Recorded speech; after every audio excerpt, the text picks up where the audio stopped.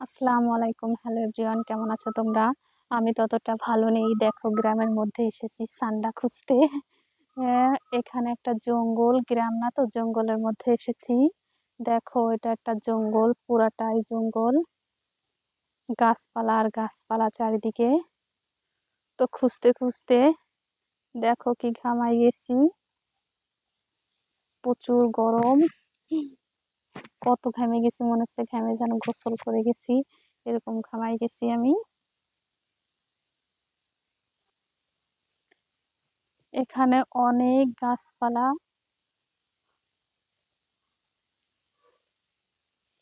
ছান্ডা এখন ভাইরাল, কপিলের ছেলে ছান্ডা খেতে খুবই পছন্দ করে। নেট মানে মোবাইলটা খুললেই শুধু ছান্ডার ভিডিও দেখি। তো ভাইরাল টপিক নিয়ে ভিডিও করলে নাকি ভাইরাল হওয়া যায়। তাই তো আমি ছান্ডা খুঁজতে জঙ্গলে আসলাম। দেখো, জঙ্গল আর জঙ্গল। কিন্তু ছান্ডা তো খুঁজে পাচ্ছি না আসলে। হচ্ছে সৌদি আরবের, আসলে সৌদি আরবের, হ্যাঁ, বেদুইনরা সান্ডা খেতে খুবই পছন্দ করে।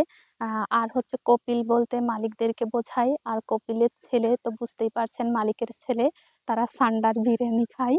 তো এটা প্রচুর পরিমাণে ভাইরাল হয়েছে। তো দেখো, আমি এই জঙ্গলে এসেছি, তো খুঁজছি বাট পাচ্ছি না। তো এখন ওটা না পাইলে তো হবে না। তো আসলে বাংলাদেশে যেটাকে আমরা গুইসাপ বলে থাকি, অনেকে ঘড়িয়াল বলে থাকে, ওটাই হচ্ছে সান্ডার মতো দেখতে, মূলত ওইটা সান্ডা না। যেমন গুই সাপ তো কিংবা ঘোড়েল তো মনে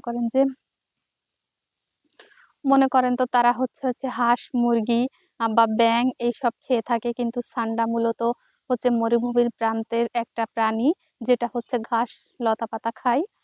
তো তারা খায়, বলে যে ওটাই নাকি প্রচুর প্রোটিন এবং শক্তি হয়।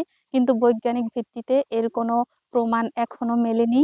হ্যাঁ, তবে সান্ডা নিয়ে এত টানাটানি, তাই তো আমি এই জঙ্গলে এসে সান্ডা খুঁজছি, যে যদি একটা সান্ডা পেয়ে যাই তাহলে তো মনে করেন আমিও ভাইরাল হয়ে যাব। তো খুঁজে পাচ্ছি না তো। তবে ভয় করবে নাকি জানি না। তো এখানে প্রচুর গরম, ঘামায় আমি একবারে অস্থির হয়ে গেছি খুঁজতে খুঁজতে মূলত। তোমরা ভাবতে পারো আসলেই কি আমি সান্ডা খুঁজতে এসেছি? আরে না ভাই, আমি সান্ডা খুঁজতে এখানে আসিনি। মূলত হচ্ছে আমি এই জায়গাটা কিনেছিলাম। তো অনেক দিন আসা হয় না, এই যে বাউন্ডারি করা দেখছেন, এইটা হচ্ছে আমার। তো অনেক দিন আসা হয় না, মূলত এটা দেখতেই এসেছি। তো এটা হচ্ছে ঘন জঙ্গলাকীর্ণ জায়গা, এই জন্য আর কি ওরকম মনে হচ্ছে। ওই যে ছোট্ট একটা ঘর দেখতে পাচ্ছেন, ওইটা আমারই। বাট এখানে আমার থাকা হয়ে ওঠে না। সবকিছুর কি অবস্থা, চারপাশে দেখেন গাছপালার কি অবস্থা হয়েছে। এখানে অনেকগুলো গাছ আছে, এইটা একটা, ওই যে আর একটা হচ্ছে ওইখানে। মূলত এই সবটাই আমার।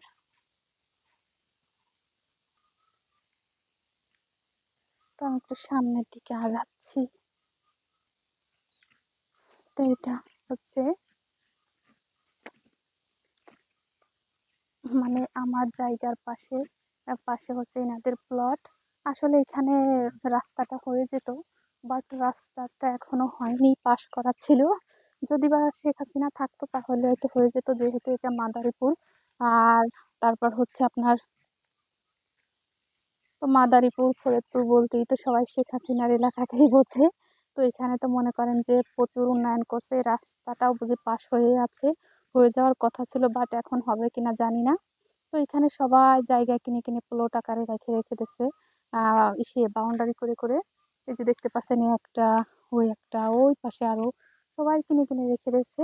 পরে আর কি বসতি হবে আর কি। কমেন্ট, তোমার ভিডিওটা কেমন লাগলো? আসলে ইউটিউবে সেরকম আমার ভিডিও ছাড়া হয় না। ভিডিওটা যদি ভালো লেগে থাকে তাহলে আমার চ্যানেলটি সাবস্ক্রাইব করো, লাইক শেয়ার কমেন্ট করতে ভুলো না কিন্তু। আজকের মতো ভিডিও এখানেই শেষ করছি। আল্লাহ হাফিজ।